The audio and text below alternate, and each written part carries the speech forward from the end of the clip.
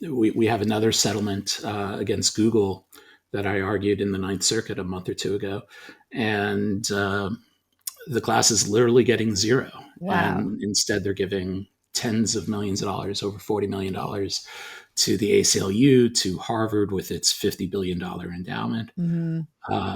and the class is not a bunch of ACLU supporters, so it's just odd that this is what they're doing on behalf of the class. And it seems like a very bad conflict of interest, especially given that class counsel sits on the board of the ACLU, and class counsel is getting $19 million themselves for getting the class zero. It's so some outrages like that. And what was the class fighting Google for? This was something Google had already settled with state AGs for, where they had promised on your phone that they would, you could turn off location tracking, but then Google was tracking your location anyway. Oh, okay. Okay.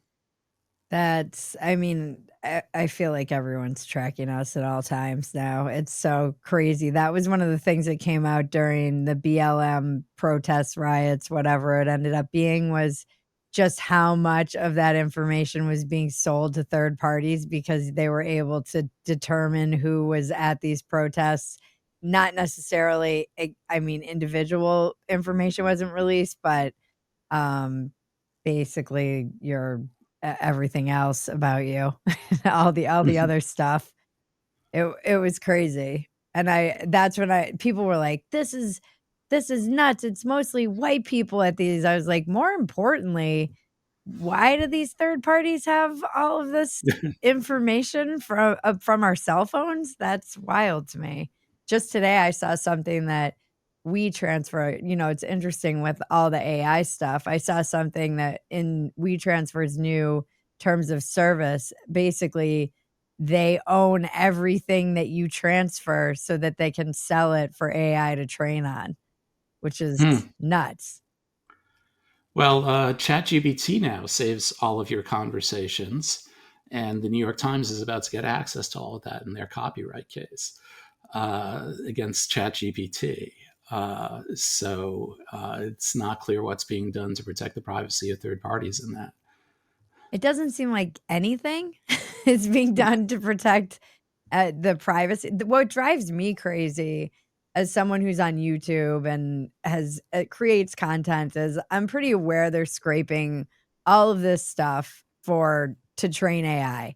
And then we'll get hit with a copyright violation for something that's 3 seconds long, even if we're parodying it, even if it's something that we'll use a clip from the news, and then they'll come after us. And all these companies are kind of merged together, or we'll get the recent thing that's a lot more insidious is it's music that's music, clearly kind of made by AI or a robot, copywritten by these companies.